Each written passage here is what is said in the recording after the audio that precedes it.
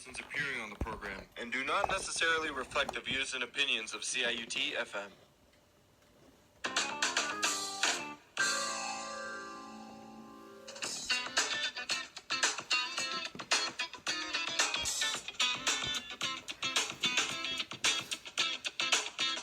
From New York, this is Democracy Now! That is right. So why you? We will defend our people. We will act. Iran will soon feel the consequences of their actions. The response will be painful. Israel's vowing to retaliate after Iran fires at least 180 ballistic missiles targeting Israeli military and security sites. As Israel sends more ground troops to invade southern Lebanon, we'll go to Tel Aviv and Washington. Then J.D. Vance and Tim Walz face off last night in the only vice presidential debate before the election. They sparred on Middle East policy, abortion, climate change, immigration, and Donald Trump's attempt to overturn the 2020 election. Did he lose the 2020 election? Tim, I'm focused on the future. Did Kamala Harris censor Americans from speaking their mind in the wake of the 2020 COVID situation? That is a damning non-answer. All that and more coming up.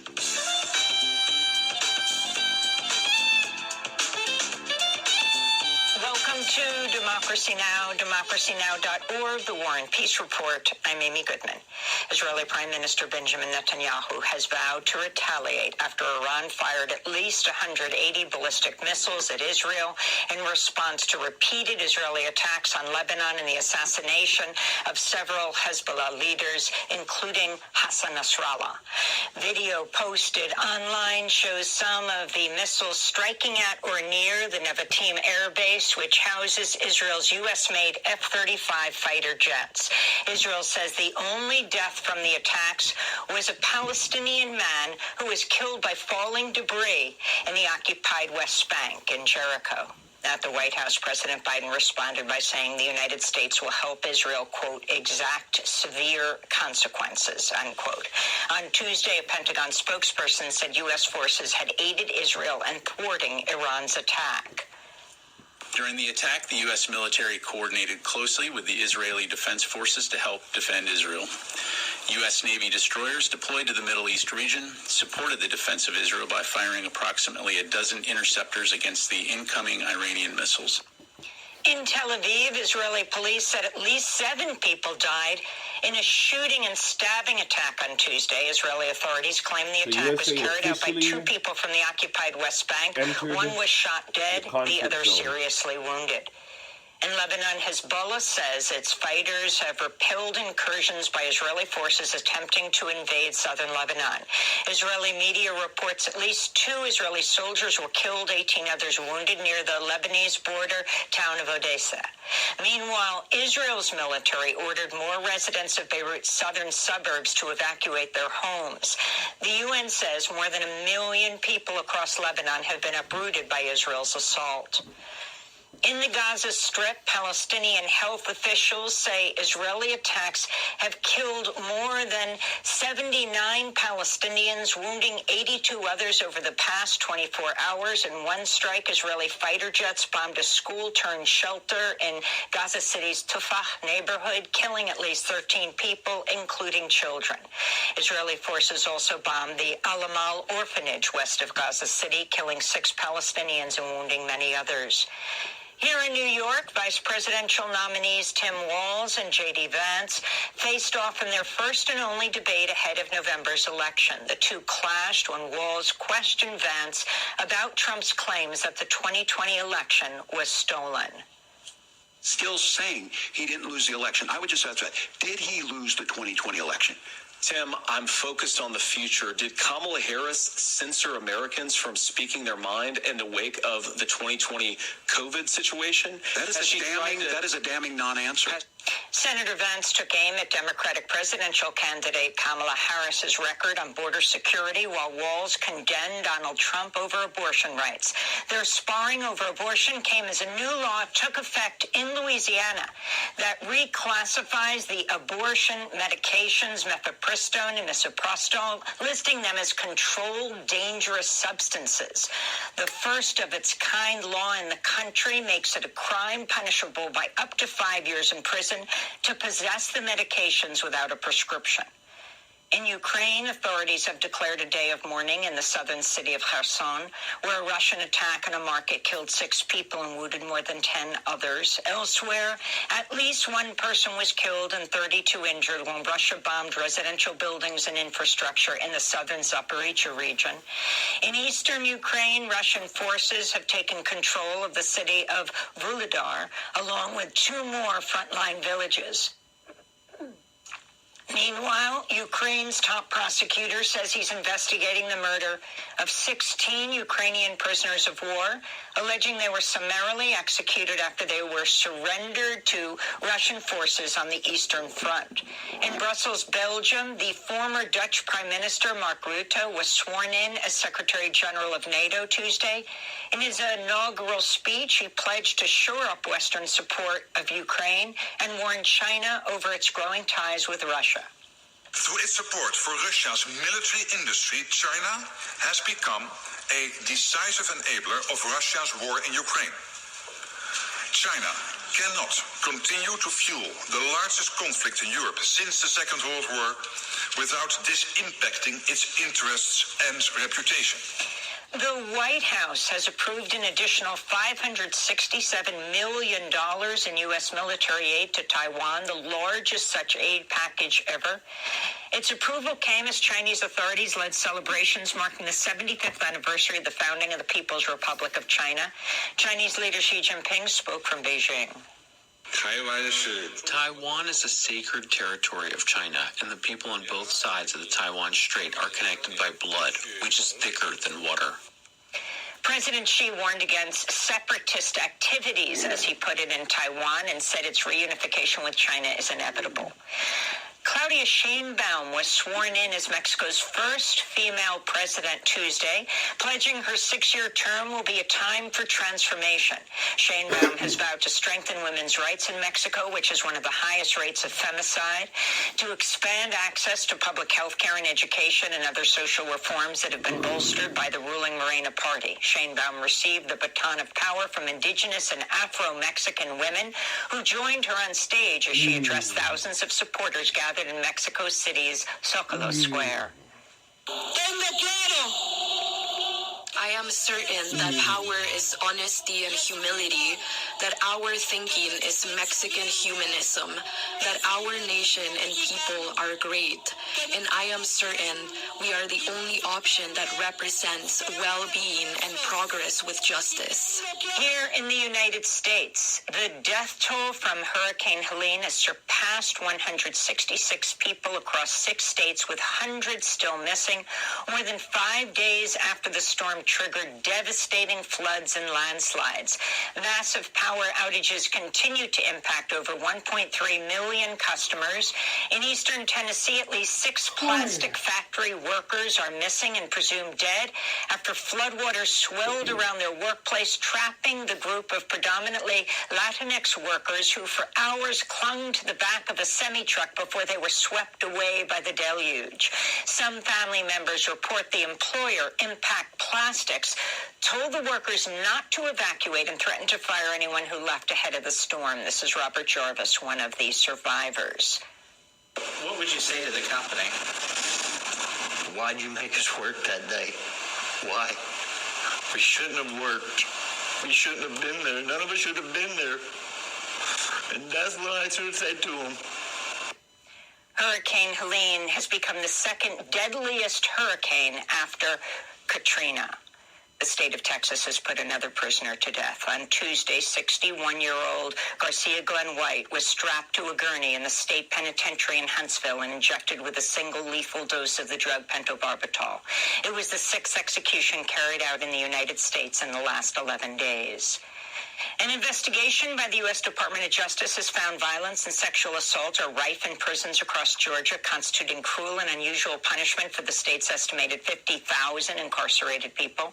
The scathing report by the DOJ's Civil Rights Division found Georgia fails to protect people in custody from extreme violence inside 34 state prisons, as well as 4 prisons run by for-profit corporate contractors. It also found an unconstitutional risk of harm from sexual violence at these prisons, including widespread sexual assaults of LGBTQ plus people.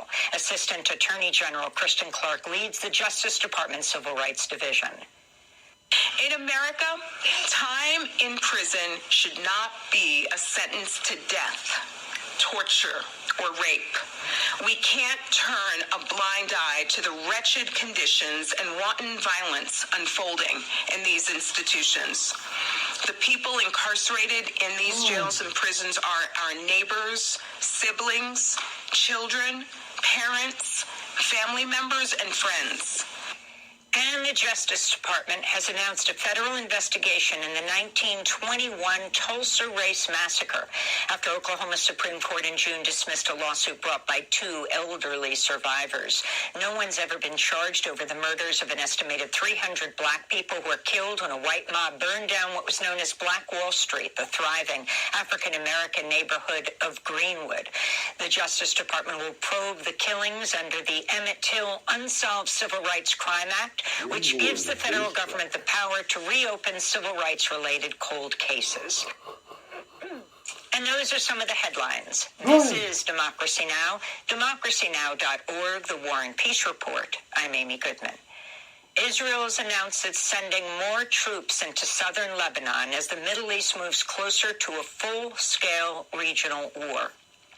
On Tuesday, Iran fired at least 180 ballistic missiles at Israel in an attack that Iran said targeted Israeli military and security sites.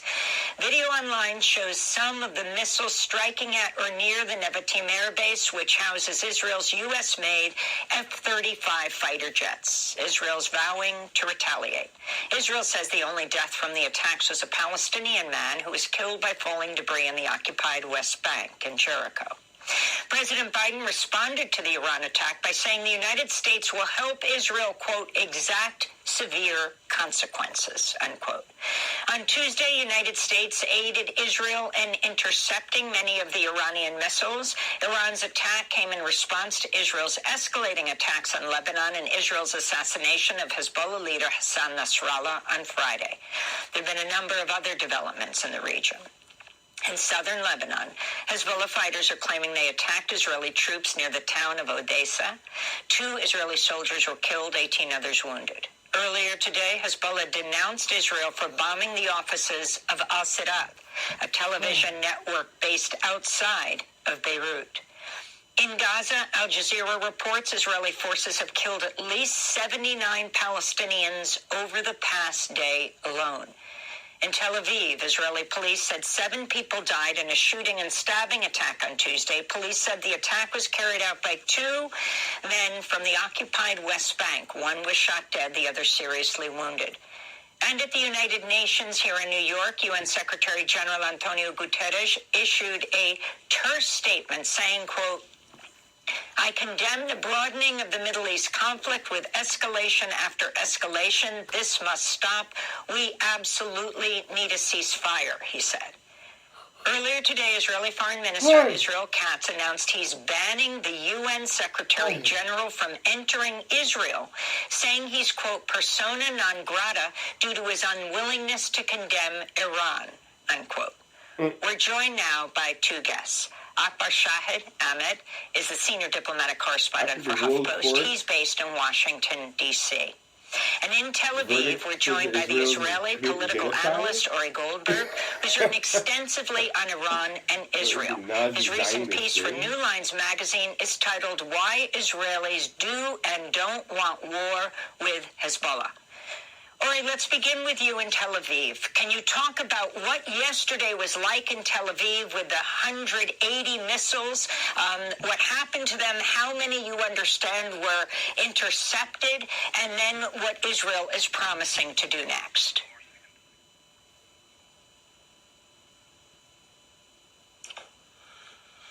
Yesterday was scary. I spent 40 or 45 minutes with my 3 children and our dog in a shelter. There were many explosions that we could hear. We had no idea what was happening, but reports began to come out almost immediately that there were no casualties except for one unfortunate Palestinian. From what I can gather, the Iranian assertion about targeting military and security facilities is correct all over the country, including in the center near Tel Aviv and in the Tel Aviv suburbs. Such facilities were the targets. There were some civilian homes that were hit by bomb blasts. Once again, it was scary, but it was also compounded by the horrible attack in Jaffa, and by a general sense that while things were supposedly in control, while Israel was going from glory to glory, killing its enemies and getting the bad guys, there was also a deep sense of insecurity and a lack of control right at home. The Jaffa attack was quite traumatic. It still hasn't really been covered extensively in the Israeli press, except for providing the names of some of the casualties. But generally, the sense was that Israel was not in control. I think that was one of the reasons for Prime Minister Netanyahu's various statements about Iran having committed a grave mistake and about how Israel will punish it and retaliate. Generally, there's this sense of a surreal reality, if you will, where on the one hand, Israel again seems to be doing great things and going great guns and finally getting some closure and fighting terrorism. But on the other hand, there's a sense of impending doom and an inevitability of this impending doom when it comes to Israel's potential actions in the future.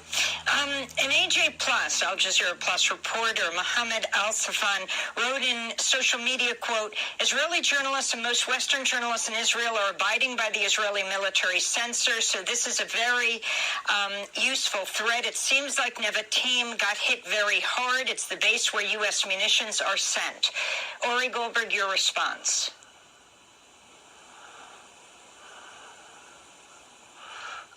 I would assume that's true. Of course, as Israeli citizens, we're not entitled to know the results and implications of the Iranian strike. These bits of information are heavily censored, as are, by the way, reports about what is happening to Israeli forces in Lebanon. Again, the Iranians have shown, and they already showed in April, that they are quite aware of where Israel's main security facilities are, and their use of ballistic missiles this time apparently made it easier for them to create further impact. Many of the missiles were intercepted, but certainly not all of them. It also seems like the Iranians knew exactly what they were doing. This wasn't an inaccurate attack or not an indication of Iranian weakness, as some official Israeli spokespersons have tried to suggest. This was actually quite an accurate attack, and in that sense, I don't think it was a retaliation to the assassination of Nasrallah. I actually think of it more as a shot across the bow. I think the Iranians were concerned profoundly. And I think one of the reasons that the IRGC and the generals in Tehran won the day and persuaded the supreme leader to retaliate after having lost to the Republicans, pragmatists, moderates, call them what you will, who had, since Ismail Haniyeh's assassination, convinced the leader not to retaliate. The reason there was a retaliation this time is because I think they were genuinely concerned that Israel might strike in Iran after it was done with Lebanon. I think, again, this was meant as a shot across the bow, as a message to Israel saying, calm yourselves, all right? Take a breather. Will Israel retaliate? Likely. I think this is being decided right now in strenuous dialogue between D.C. and Jerusalem. But in the Iranian case, I really think this was not meant as a declaration of war. I think the nature of the attack demonstrates that quite effectively. I think it was meant as a message to Israel. I don't know if that message was received. On Tuesday, President Biden said, quote, based on what we know now, the attack appears to have been defeated and ineffective. He added the U.S. military actively supported Israel's defense. Biden added, make no mistake, the United States is fully supportive of Israel. Can you talk about, Ori, the U.S. role in the region from arming Israel's assault on Gaza? Last night, and there was almost no news of this in the mainstream U.S.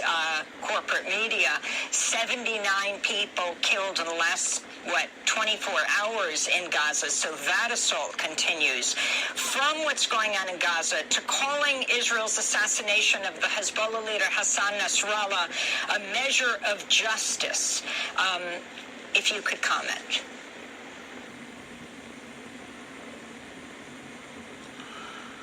The U.S. role in enabling Israel's campaign in Gaza and Israel's rampage in Lebanon at the moment is undoubtedly crucial. The U.S. has allowed Israel to do this, just as it could have stopped Israel from doing it, and it decided not to do that. I think there are various reasons for America's or the Biden administration's support for Israel. I think a lot of them, again, have to do with historical baggage and with patterns seemingly set in stone after 76 years of Israel's existence. I think it's very, very hard to shake off old habits. I will assume that a Harris administration will not adopt the approach that the Biden administration adopted. Having said that, I think there's a real debate right now among the punditry about whether Gaza itself was a platform for initiating and generating a regional war with Iran at the behest of the United States in cooperation with Israel, or whether this is the result of ongoing escalation where there's less strategy and less forethought. I tend towards the second school. Looking at Israel's behavior, I fail to discern any kind of plan, and perhaps even any rhyme or reason in the way Israel has been acting. Israel has always adopted a very tactical mindset. We've never excelled at strategy.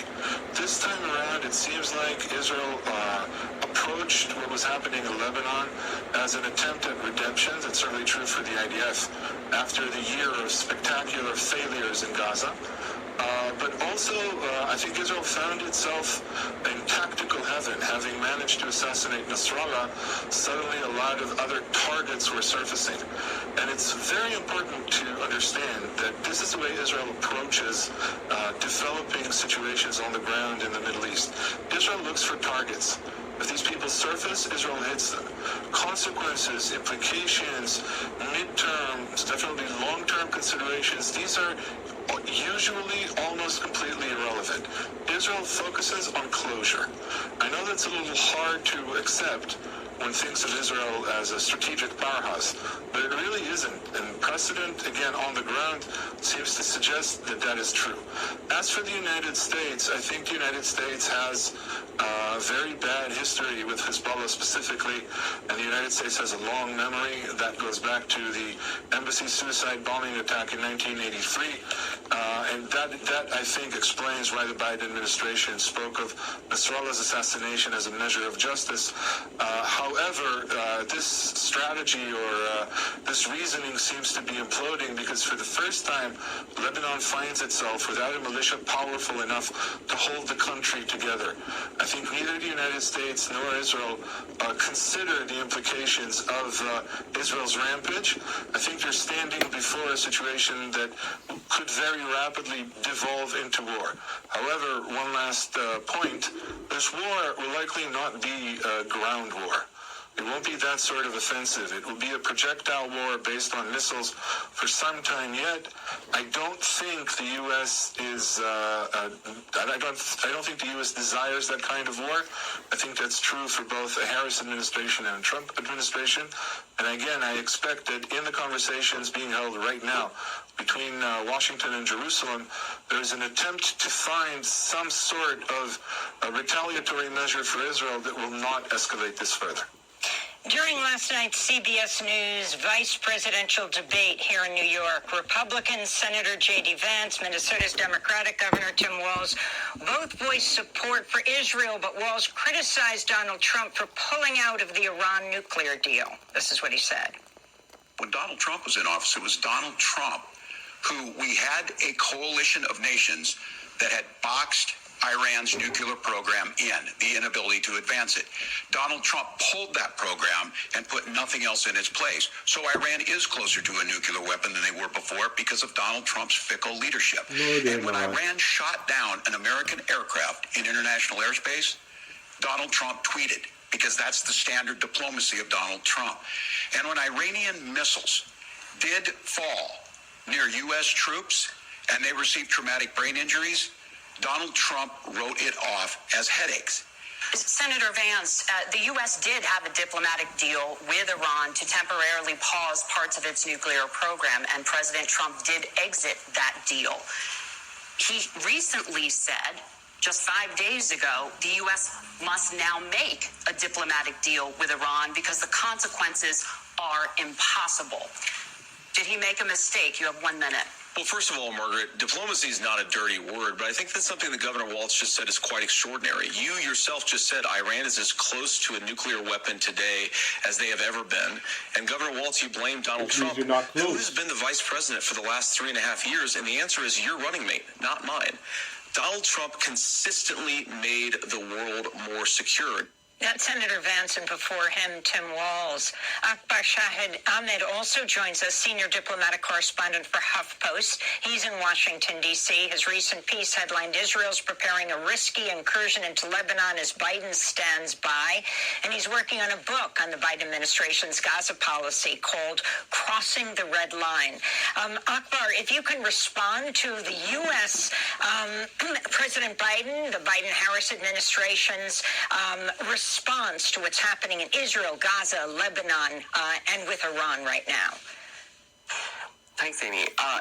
The Biden administration is in a place they definitely did not want to be a year ago at the start of this war, right? They thought they were going to prevent a regional war, demonstrate support for Israel, and not pay a huge political cost.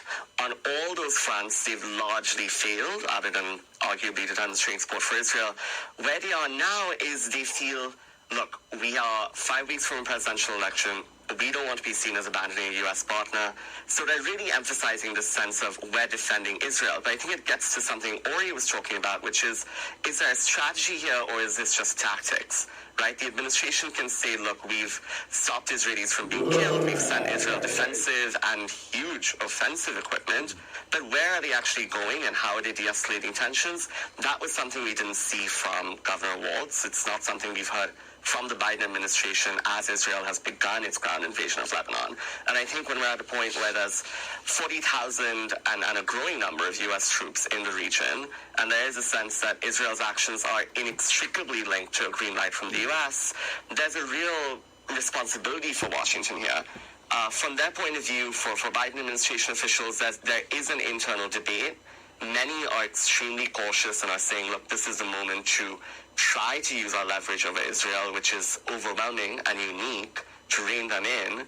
That there is a small and very influential segment, Amy, of hawkish Biden administration advisors who say, look, Israel has decimated Hezbollah's leadership to a large degree. We dislike Iran. We don't want them to have so much influence in the region. Why not sort of keep escalating further? The question is, where does that lead us? And I think the administration hasn't given us an answer yet. What's going on in the White House? Who are the parties around Biden? And what role does Kamala Harris play, the vice president? Yeah, I think the closest person to President Biden on these matters is someone called Brett McGurk. This is the White House Middle East coordinator. He's not a well-known figure in the way that, say, Secretary of State Tony Blinken is, but he is someone who in many ways is emblematic of U.S. foreign policy thinking in the Middle East over the last 20 years, right, which many folks would say is a pretty dubious record. This is someone who came up in the Bush administration administering Iraq. He's very much pushing the let's kneecap Iran right now, and this is our moment. I think there's folks at the Pentagon, Defense Secretary Secretary Lloyd Austin, Secretary of State Blinken are to a degree more cautious, but this internal debate is so being fought in the room with the president personally. And what we know and what we've seen from the president publicly is he wants to yet again demonstrate support for Israel publicly, and it's not clear, even privately, if he's considering any route of using the influence he has, right? Of saying, okay, we will not give you U.S. military equipment. We will pull back some of our troops from the region. Inside the White House, there's also a lot of anxiety about Vice President Harris's electoral prospects, as you can imagine. There's a real sense that they've made a decision on the Gaza ceasefire question and the broader question in the Middle East, which is they're not going to make a huge diplomatic push before the election. This idea they had that they were going to achieve a deal, bring home hostages, send aid to Palestinians, stop the bombing and the starvation, that's all out the window at this point, right? The shiny new thing is a Lebanon incursion opportunity and sort of hoping Gaza doesn't reach the top headlines. But I think that's where you get to a point of risk where Senator Vance was able at the vice presidential debate to say the world looks pretty chaotic right now, and it's not former President Trump who's in charge, it is President Biden. And that's an argument that the Trump campaign is very deliberately using to reach out to Americans in the middle and specific groups who feel alienated, whether it's Arab Americans, Muslim Americans, younger voters. And polls do show us recently, Amy, that an increasing majority of Americans are worried about a growing war and want to see greater U.S. diplomacy. We're not seeing a greater public demand for more weapons or more troops being sent to the region. And what about the possibility, do you see, of Israel striking Iran, specifically perhaps nuclear sites? You know, I'll think back to a pretty scary phrase I heard from a well-placed U.S. official, Korea bureaucrat working on Middle East policy. This person said to me at the beginning of this week, they described how people inside government who track these issues are, quote, stunned and shocked. And then they said, we feel we're enabling a, quote, nihilistic regional murder spree. Now, that's very strong language, right? A murder spree. But what it tells you is that there's a real sense within government that the U.S. is not going to provide a veto on Israeli actions. I think there is concern about, does it strike nuclear sites and does Iran lash back in a way that's impossible to control? That the sense of a no from the U.S., I think, it's very questionable. It's not a guarantee. What you could see the U.S. doing is urge Israel to strike something that looks strategic, but is not necessarily a red line for the Iranians where they feel they have to respond to a huge degree. But that carries its own risks. You've seen the Iranians come out and say, not only would be in response to target Israel, we would target U.S. partners across the region and potentially cripple the global economy, right? They've talked about targeting Saudi Arabia, Kuwait, other partners who are critical to end global energy supplies. So I think the U.S. doesn't know where it's going, but its commitment is very clear in that it wants to send a message to Iran that's overwhelming and military. Akbar Shahid Ahmed, I want to ask you to stay with us as we talk more about the debate, particularly the last response of J.D. Vance around the issue of January 6th and the insurrection and President Trump's attempt to overturn the 2020 election. We'll also be talking about abortion and climate change and more. Akbar is the senior diplomatic correspondent for HuffPost, joining us from D.C. We'll link to your pieces on Lebanon and Gaza. And we want to thank Ori Goldberg for joining us. Ori Goldberg, Israeli political analyst and scholar who's written extensively on Iran, Israel, and the relationship between religion and politics in the Middle East. We'll link to your piece in New Lines magazine, Why Israelis Do and Don't Want War with Hezbollah. Your recent piece for The Nation, for Israeli protesters, Palestine might as well not exist. This is Democracy Now! When we come back, the vice presidential debate. Stay with us. استمعت إلى رسالتكم وفيها العز والإيمان فأنتم مثل ما قلتم رجال الله في الميدان استمعت إلى رسالتكم وفيها العز والإيمان فأنتم مثل ما قلتم رجال الله في الميدان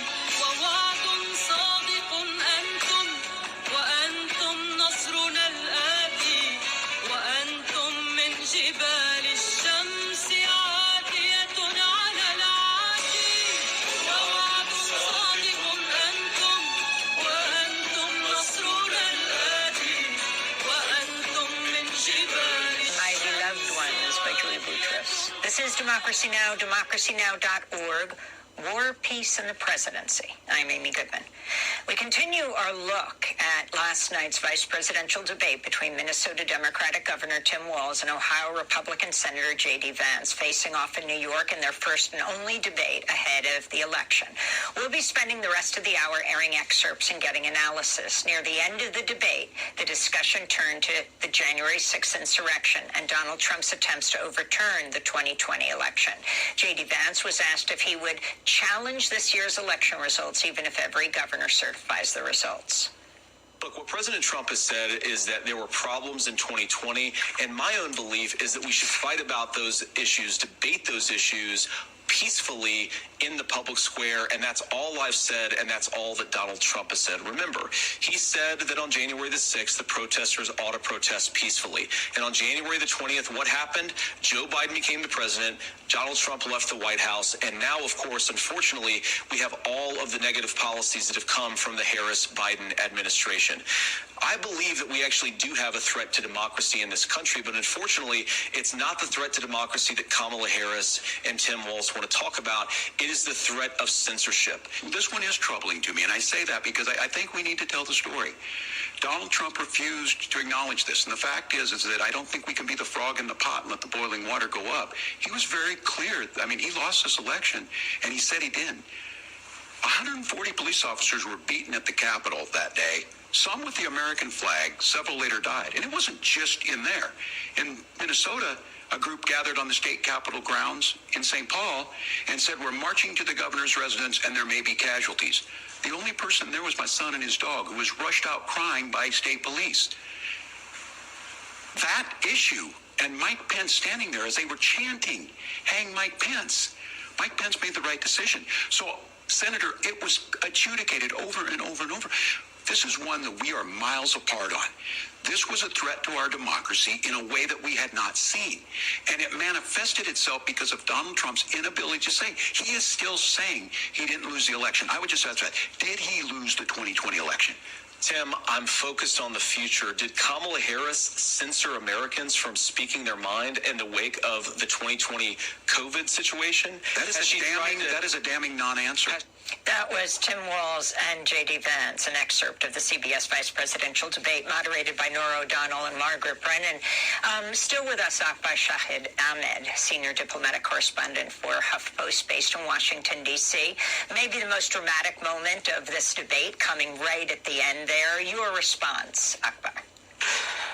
I think this certainly is the moment that the Harris campaign will be hoping becomes the defining moment of the night. They've already come out and said that based on their analysis of swing voters, this was the moment that turned people off Senator J.D. Vance and by extension Donald Trump. I think what's so interesting about the senator's answer is that it's so stripped of context, right? Historically, J.D. Vance has said, I would have helped Donald Trump remain in power. And he said, had I been Mike Pence in that moment, I would not have certified the election results. Additionally, we know that Republicans at a state level across the country, not just Donald Trump, but all the way down through the party, are pushing these kind of stop-the-steal theories, these ideas that non-citizens are voting, these extensive restrictions, strange ways to kind of increase executive power over the process and inject politics into what's historically been a nonpartisan voting process. So what we know is that Republicans have laid the groundwork to challenge elections again and again, whether it's Donald Trump on the ballot or not. I think this will be the moment that will be referenced repeatedly in the future. J.D. Vance, having made other points he thinks get through to people better, definitely I'm sure was grateful that this came at the end and hopes that maybe people by that point had switched off and turned away. Well, I want to go now to the part of the debate where they took on the climate crisis. The debate took place here in New York as the death toll from Hurricane Helene has reached at least 166. President Biden's expected to visit the Carolinas today, while Vice President Kamala Harris will be in Georgia. During the debate, J.D. Vance described climate change as weird science and expressed skepticism about the scientific consensus linking rising carbon emissions to the climate crisis.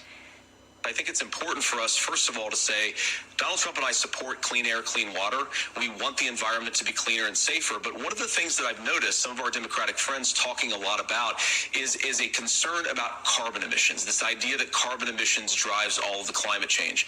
Well, let's just say that's true. Just for the sake of argument, so we're not arguing about weird science, let's just say that's true. Well, if you believe that, what would you want to do?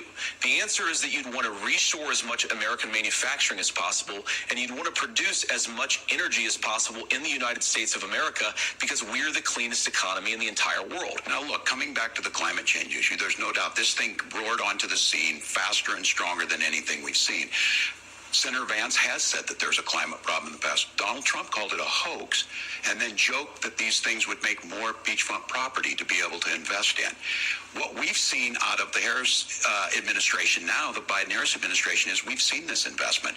We've seen massive investments, the biggest in global history that we've seen in the Inflation Reduction Act, has created jobs all across the country. 2,000 in Jeffersonville, Ohio, taking the EV technology that we invented and making it here. 200,000 jobs across the country. The largest solar manufacturing plant in North America sits in Minnesota. But my farmers know climate change is real. They've seen 500-year droughts, 500-year floods back to back. That was Democratic Vice Presidential nominee Governor Tim Walz and his Republican challenger, J.D. Vance. Prior to the debate, 6 youth climate activists were arrested outside CBS headquarters here in New York in a protest calling on the moderators to ask a question about Hurricane Helene and the climate crisis.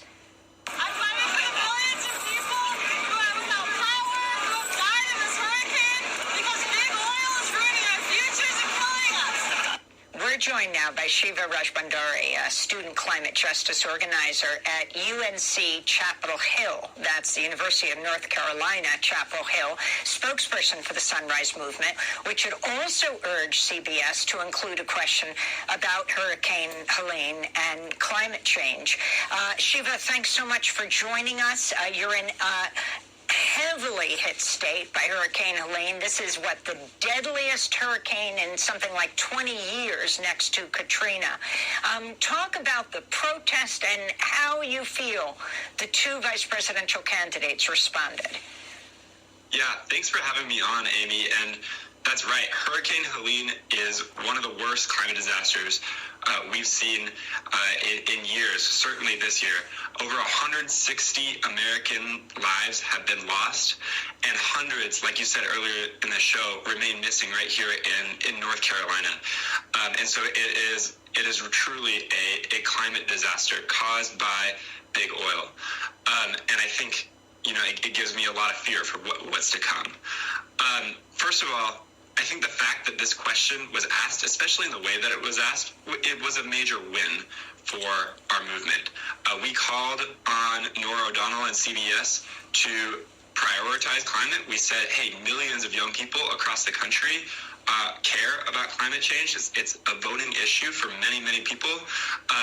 But not only that, it is front of mind for millions more here in the Southeast, where Hurricane Helene has wreaked havoc, from Tampa Bay, Florida, where I was earlier this weekend helping with disaster response, all the way up to the mountains of Appalachia.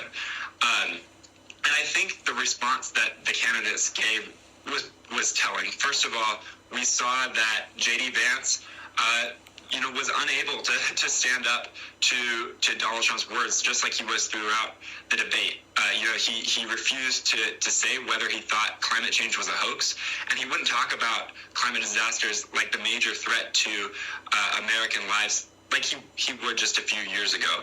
And I think that's demonstrative of a critical error with J.D. Vance and the Trump-Vance campaign, is that J.D. Vance has no backbone. He is unwilling to stand up to Donald Trump. He is unwilling to, disagree with his running mate. And that is dangerous, not just for the success of a Vance-Trump presidency, but for American democracy as a whole, especially when dealing with a wannabe dictator like Donald Trump, who is essentially sold out to big oil, right? He's a billionaire, and I truly believe he would sell young people just down the river for a couple bucks, or just to hang on to power for a little while longer. I think the response that we saw from Tim Walz was strong, but still fell short of my needs as a young person and as a climate justice organizer. We know that climate policies are popular. The Green New Deal is popular, and Tim Walz didn't need to distance himself from that. This all of the above energy strategy is a strategy for death, ultimately. Shiva, just to be clear, a Harris-Walz administration. Shiva, just to be clear, administration that's going to take rapid action to stop the climate crisis. We have less than 6 years, and I've seen no plan. I want to thank you so much for being with us, Shiva Rajendari, student climate justice organizer at UNC Chapel Hill, spokesperson for the Sunrise Movement, which is not officially endorsing Harris, citing a lack of a detailed climate agenda, but has a major campaign aimed at mobilizing 1.5 million young voters to support Harris for president.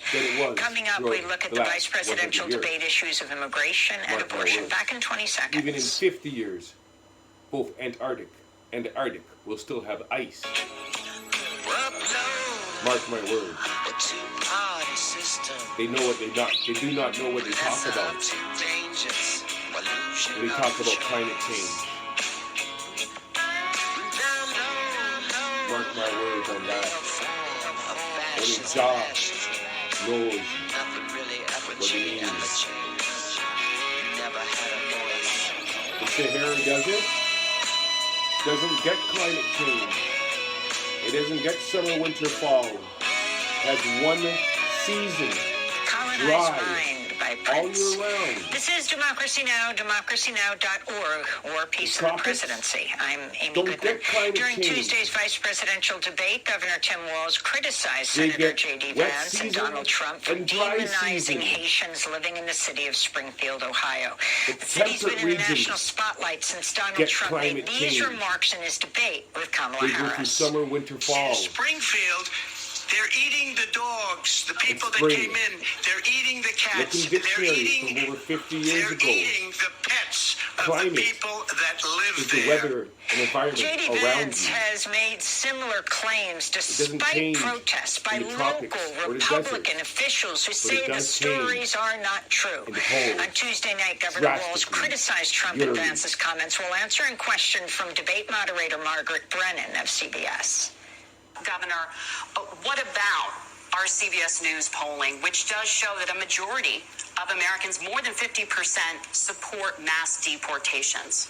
Look, we fix this issue with a bill that is necessary, but the issue on this is what happens when you don't want to solve it. You demonize it. And we saw this, and Senator Vance, and it surprises me on this, talking about and saying, I will create stories to bring attention to this. That vilified a large number of people who were here legally in the community of Springfield. The Republican governor said, it's not true. Don't do it. There's consequences for this. We could come together. Senator Langford did it. We could come together and solve this if we didn't let Donald Trump continue to make it an issue. And the consequences in Springfield were the governor had to send state law enforcement to escort kindergartners to school. I believe Senator Vance wants to solve this, but by standing with Donald Trump and not working together to find a solution, it becomes a talking point. And when it becomes a talking point like this, we dehumanize and villainize other human beings. Governor Walz brought up the community of Springfield, and he's very worried about the things that I've said in Springfield. Look, in Springfield, Ohio, and in communities all across this country, you've got schools that are overwhelmed. You've got hospitals that are overwhelmed. You've got housing that is totally unaffordable because we brought in millions of illegal immigrants to compete with Americans for scarce homes. The people that I'm most worried about in Springfield, Ohio, are the American citizens who have had their lives destroyed by Kamala Harris's open border. It is a disgrace, Tim. And I actually think, I agree with you. I think you want to solve this problem, but I don't think that Kamala Harris does. Very interestingly, further on in this debate, J.D. Vance complained about the fact-checking. Margaret Brennan of CBS said, just to clarify for our viewers, Springfield, Ohio does have a large number of Haitian migrants who have legal status, temporary protected status, she said. Vance spoke up to complain about the fact-check. He said, Margaret, the rules were that you were not going to fact-check, and since since you're fact-checking me, I think it's important to say what's actually going on, he protested. Well, we're joined right now by Guerline Joseph, co-founder and executive director of Haitian Bridge Alliance, which recently used an Ohio state law to bring criminal charges against Trump and Vance over their false claims. Guerline, welcome back to Democracy Now! As they were making these claims, we interviewed you when you came to New York. Now you're in Washington, D.C. You've met with many public officials. Can you respond to what they said, and particularly this criminal complaint you've brought against Trump and Vance in Ohio for endangering the Haitian community? Thank you so much, Amy. And the reality is they continue to spread those lies even after we have brought criminal charges against them. They must be held accountable.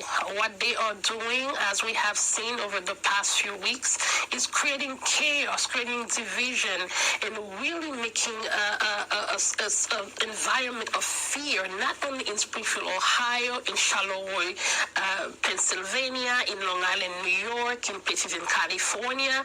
We cannot allow this to continue, Amy. We have lives at risk. Real people's lives are at risk. And the Haitian community in Springfield and around the country, along with our allies and the people of America, are standing up to say enough is enough. So this criminal charges that we have brought against Mr. Trump and Mr. Vance is really to hold them accountable, make sure that they understand that they are not above the law, and what they are doing is unacceptable as people who are seeking to be really leading this country forward. This cannot be the case. And can you also talk about what's happened as early as a week ago, or less than a week ago, the continued deportations of Haitians back into Haiti, where now, according to the World Food Program, something like 1 in 2 people, half the population is suffering severe hunger, not to mention violence. Thank you, Amy. And I want to make it clear that the Haitian Bridge Alliance is a non-partisan organization. We have lawsuit filed against President Biden for what happened in Del Rio, and we continue to push back against deportation that President Biden and his administration continues today to Haiti. As you just mentioned, as we see that we continue to deal with extreme political turmoil in Haiti and the famine that is happening right now, and President Biden in his administration continues to deport Haitians, immigrants, to Haiti right now. So we are calling on President Biden and his administration to stop the deportation, while we are also calling on Mr. Vance and Mr. Trump to be held accountable for the criminal acts that they continue to terrorize a community and the entire country, for that matter of fact. Guerline Joseph, I want to thank you for being with us, co-founder and executive director of Haitian Bridge Alliance. As we continue to look at last night's CBS News vice presidential debate, we turn to the issue of abortion. This is Republican Senator J.D. Vance.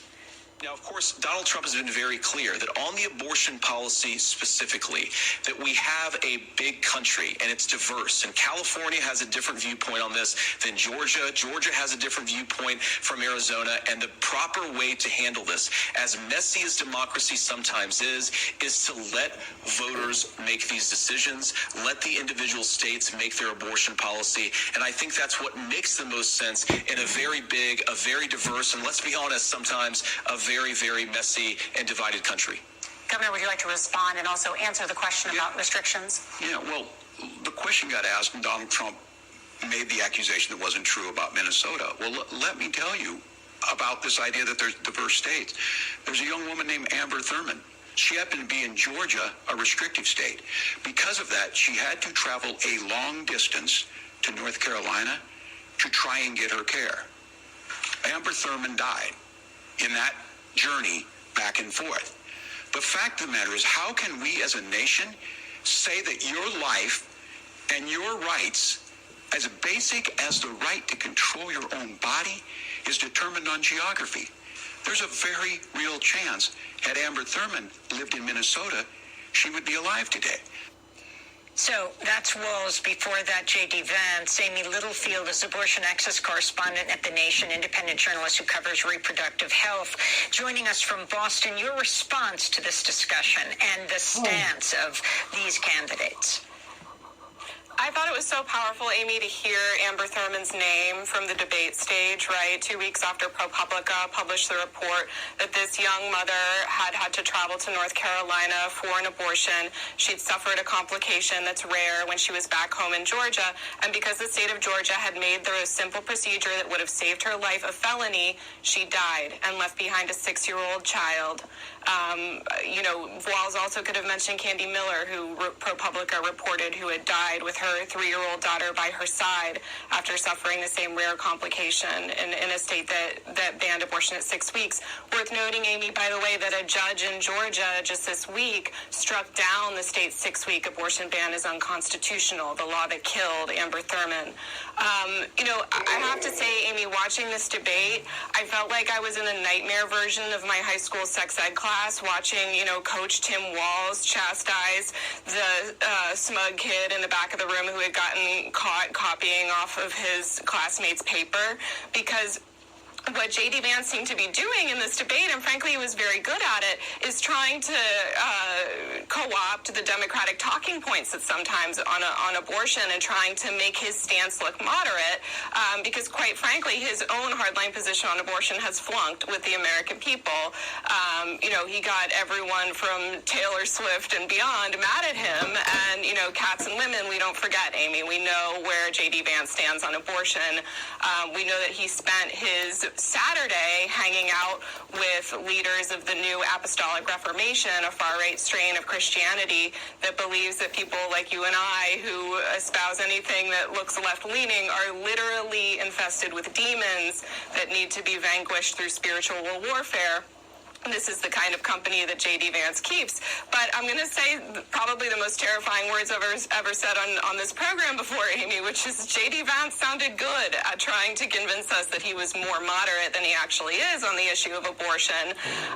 Because unlike Donald Trump, J.D. Vance seems quite skilled at code switching. And I have to say, I think the 3 most frightening words that J.D. Vance said from the debate stage were, I am 40, okay? Unlike Donald Trump, not only is he good at code switching and hiding what he actually believes, but J.D. Vance is going to be with us for a long time.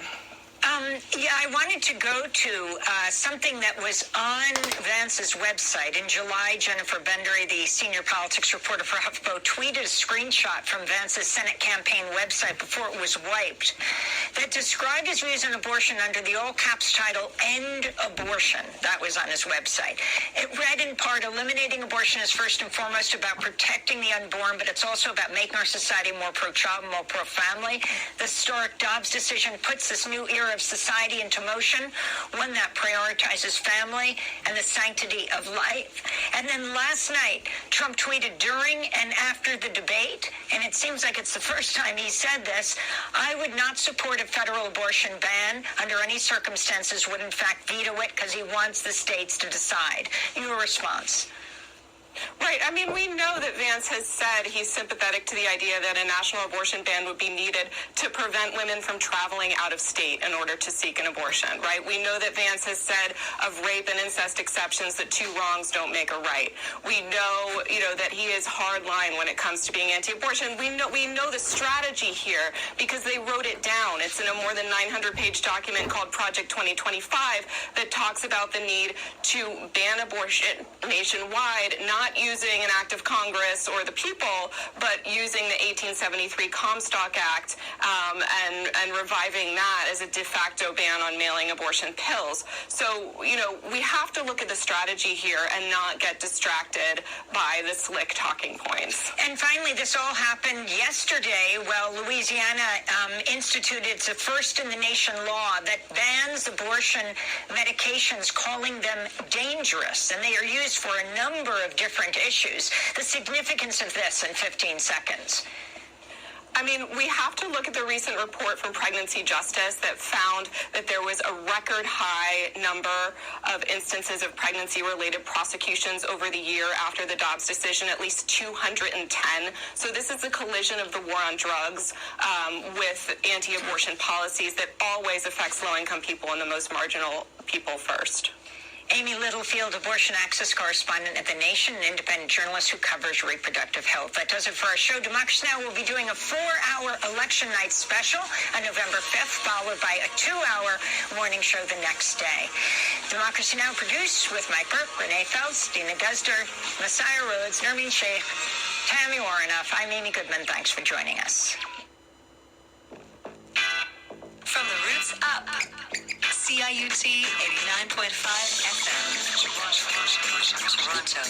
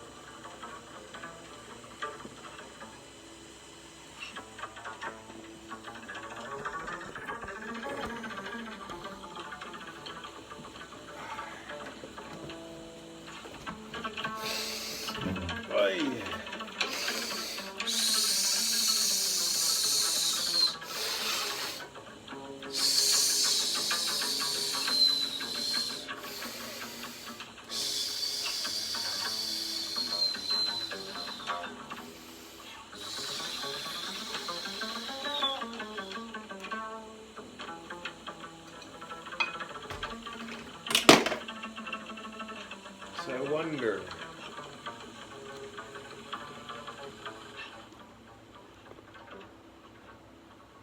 Does the term Levant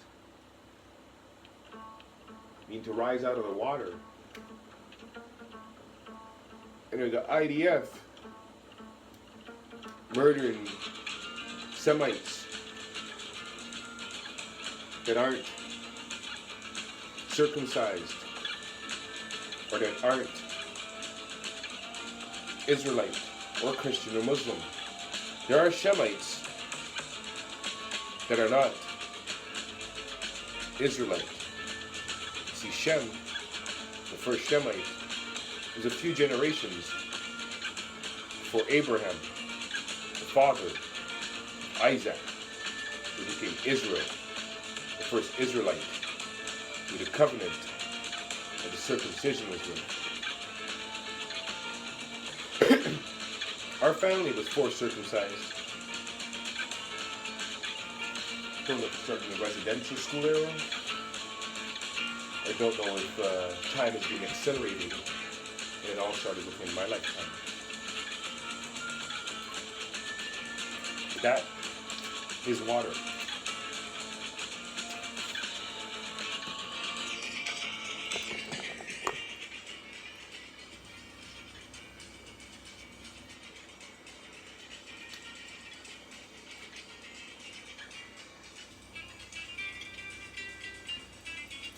That is water.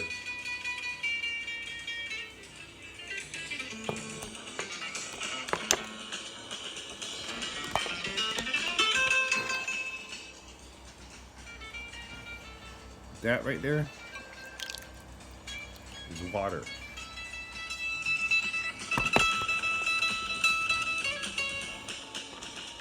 As Indigenous Americans say,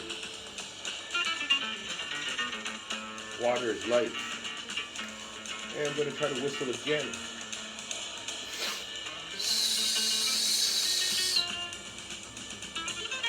Now if I was to get my whistle on and go outside and it was raining heavy with that air outside that has residual petroleum in it and lead,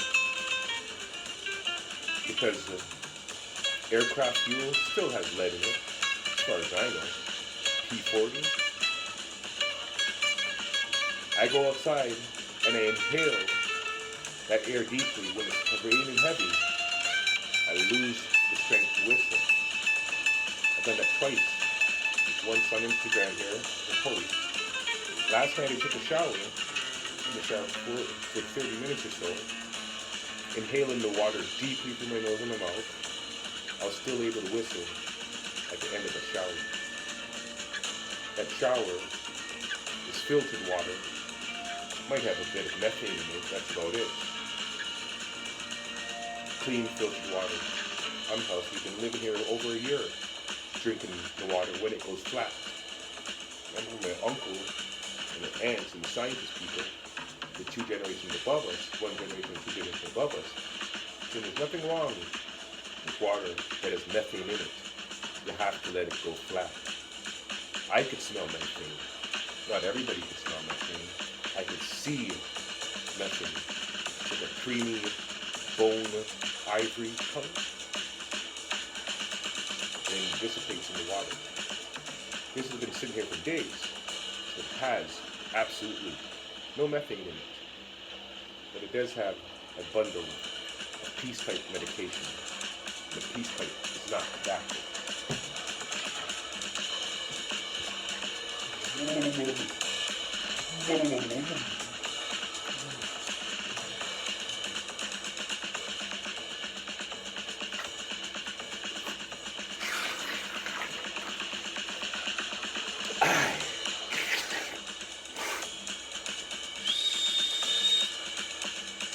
It's not an act. It's not a joke. This is a real peace pipe in water. I'm not saying every human can inhale water, because they say humans can't breathe water. My cousin would say it's only at surface. Some people could do that. But the bomb, the air goes through the water, comes through the chamber, and enters your mouth without any air in it. There's moisture in the air though. When I last saw my doctor, I asked him, are the lungs wet or dry? He said lungs are wet. When I read up on it, the lungs are moist. The lungs are not dry. Dry lung used to be a medical condition in the 70s and early 80s. I don't hear anybody talk about dry lung anymore. Whooping cough, coughing up blood from your lungs, that's a condition of dry lungs. Tuberculosis, whooping cough, dry cough, condition of having lungs that are too dry, living in dry conditions.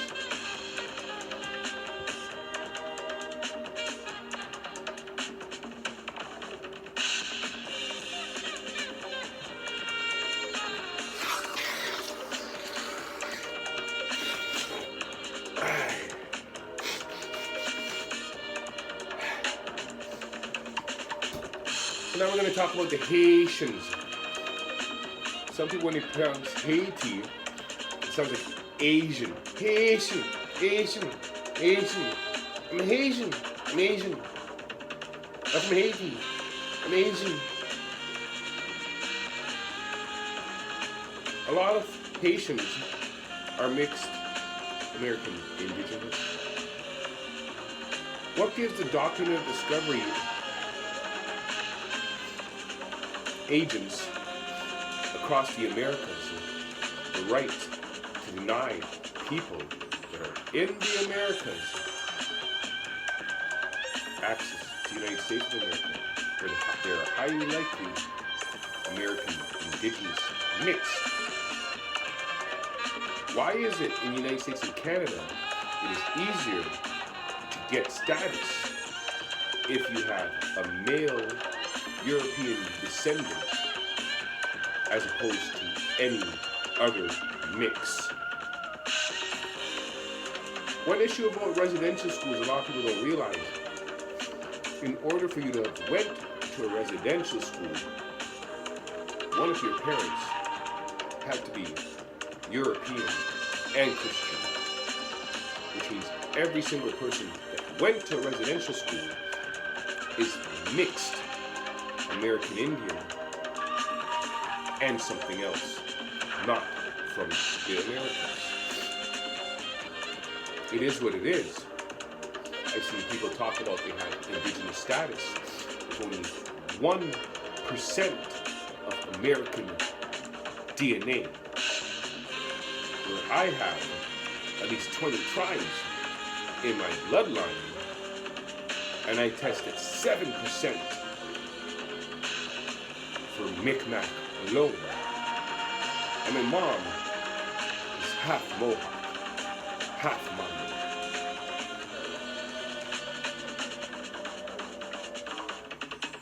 My mom's sisters are more Canadian indigenous than my mother is. They're half sisters. They're from the Gaspé region. They took that last name so they remember where they are from. Casimir. Their name is right there in the downtown of Port Perry. Casimir. Just like John Street. Right down there in the center of Port Perry. John and Casimir family. Left outside of Canada because of the Trudeaus, the Frenchmen, and the Matrix. Paperclip Nazis helped manipulate the dates on the calendar to advance it.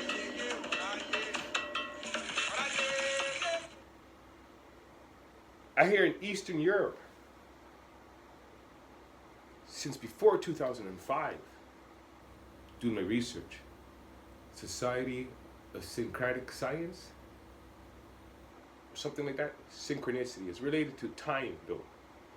People in Europe, Eastern Europe, that are not under Nazi control, National Socialist control, would say the Roman Catholic Church added 300 to 500 years to the calendar. In the late 70s, people were saying William Shakespeare was alive.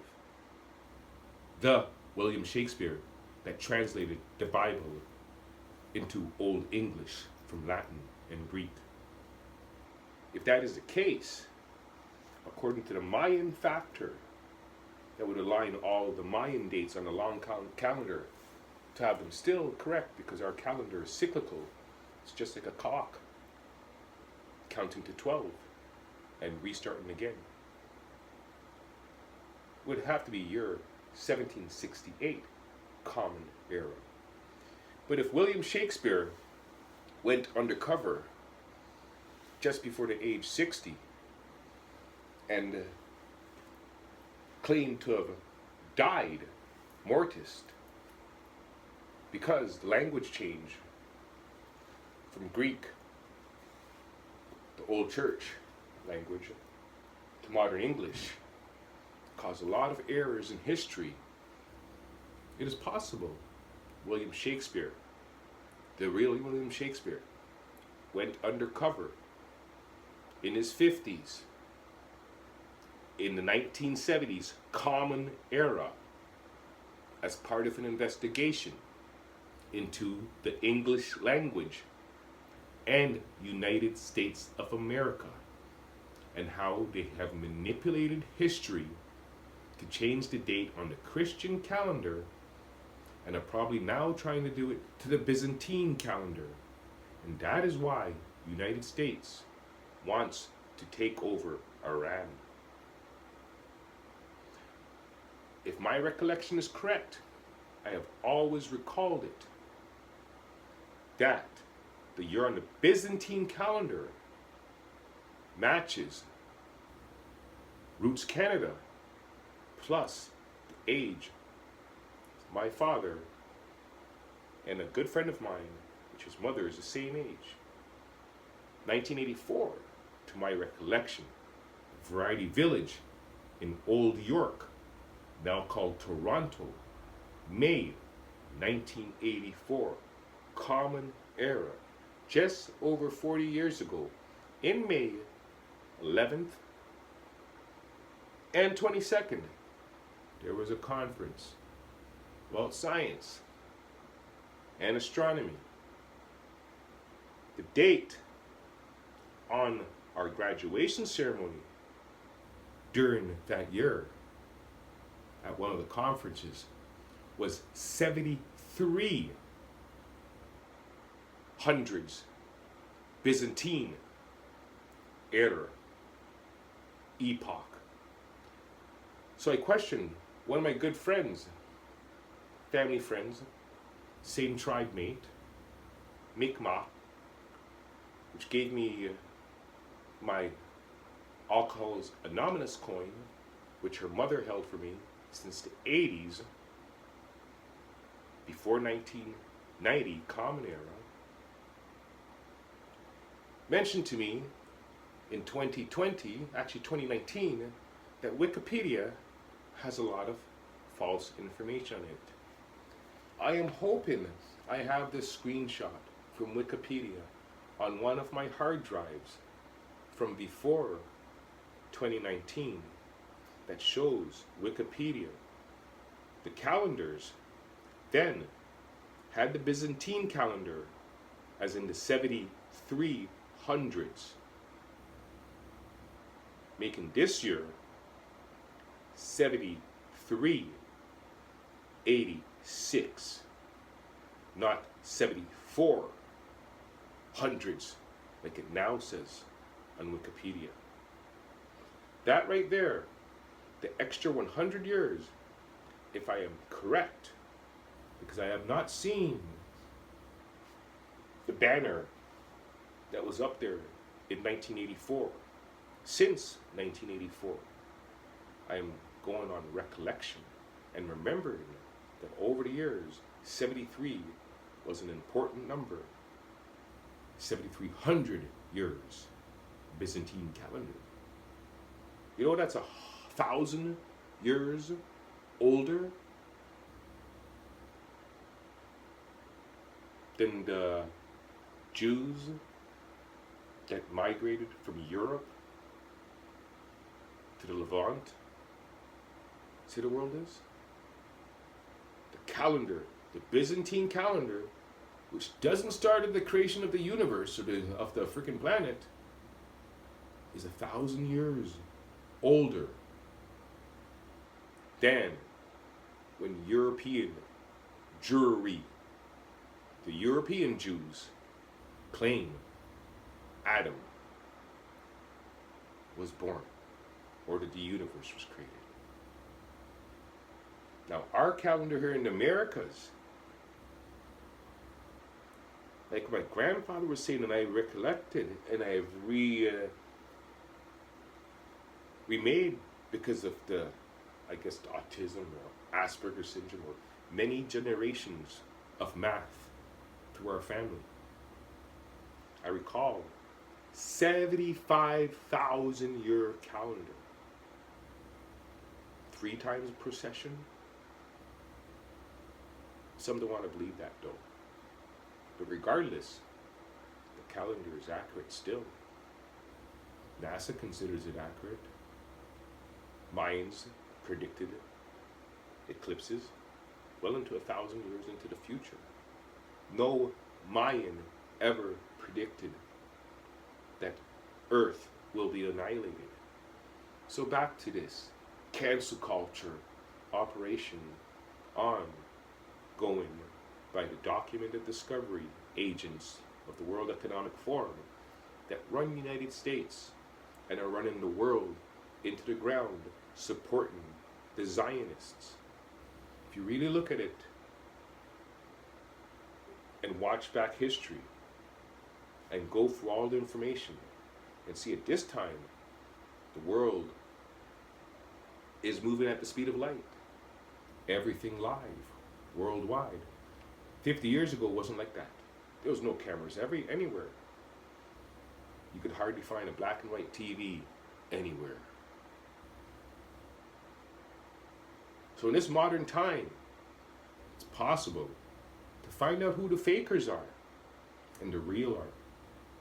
In Canada, we say pretendians, people pretending to be Indians.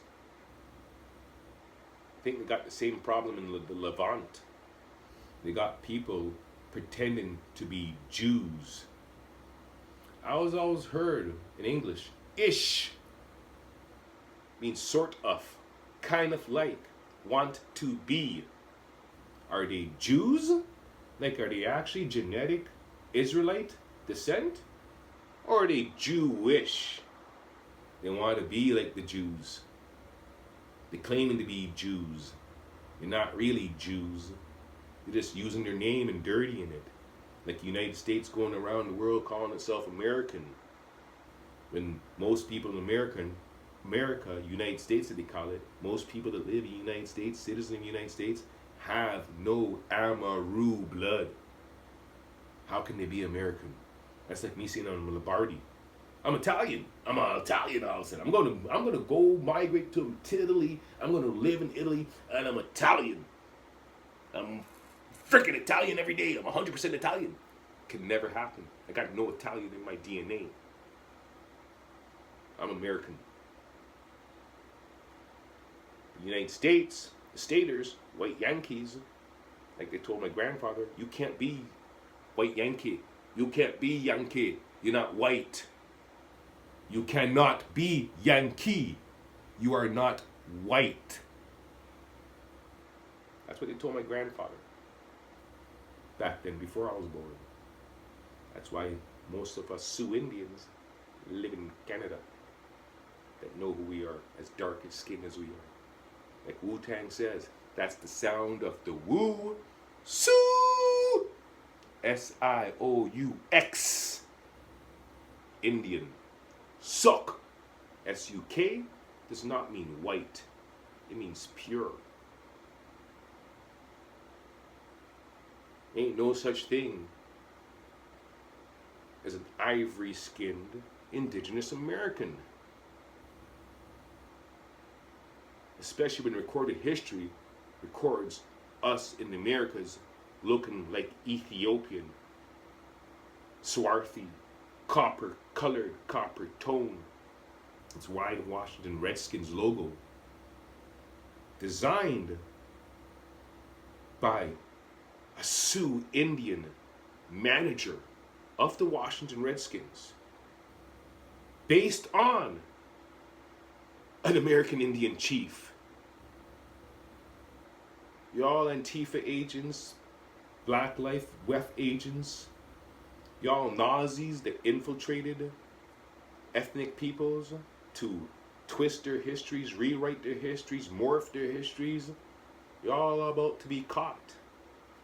Because we all see through time, and we all have recorded history. And at this time in the future, this time in the present, ain't nothing going to erase or stop this technology that is here. I said it once in the 90s through this mouth, through the ghost. Ain't nothing going to stop this technology and us advancing into the future.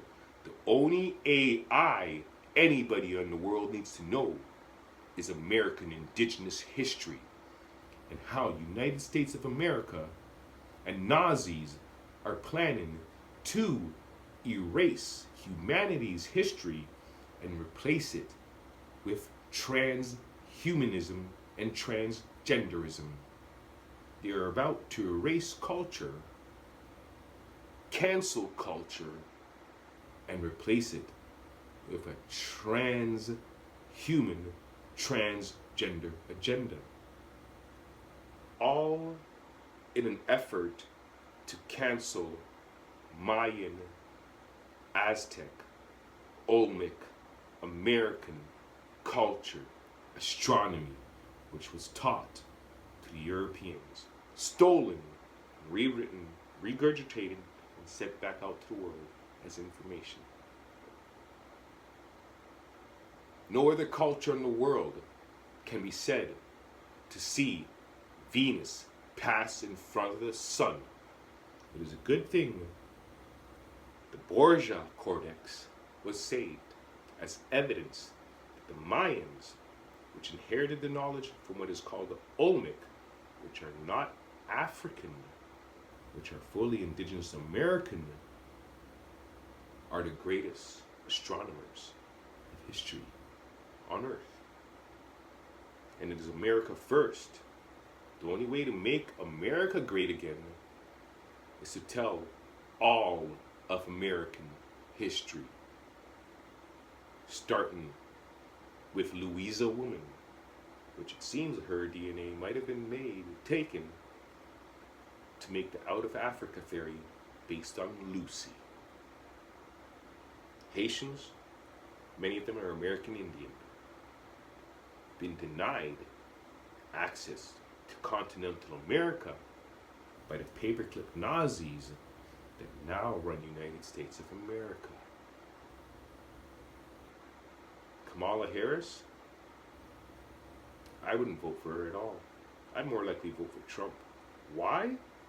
I haven't heard anything about Trump's ancestors owning forced laborers, slaves, people in enslavement in the North America or the Caribbean or South America or Central America. But you know what? I have heard factual information that Kamala Harris' ancestors were slave owners in Jamaica. And when I say slave owners, I don't mean like our grandparents explained to us. A lot of people that looked like us, dark-skinned brown, that actually had land, had people registered on their land just so they could have that card so they wouldn't be kidnapped by the slave catchers. So when you see indigenous Americans that have many people on their docket roll as being on their farm, they weren't indentured slave servants or slaves. They were their family members and relatives or other people they were keeping safe from the slave catchers. Because back then, in white Yankee states, if you didn't have a card that said you were associated to a particular farm, it was assumed that you could be taken and sold to slavery. And back then, there was a lot of landowners. There was no pictures, no telegraphs, no freaking cameras. There was a lot of landowners that were still indigenous Americans protecting people from the slave capturers. Know your history. There was Irish forced laborers in America. There was Scottish forced laborers in America. There was Chinese forced laborers in America.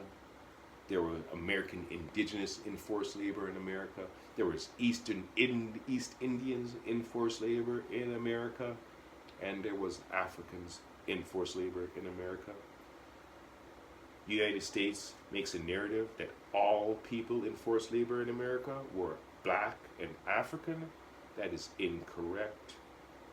If they're talking about skin color, all people in forced labor across the Americas weren't dark skinned.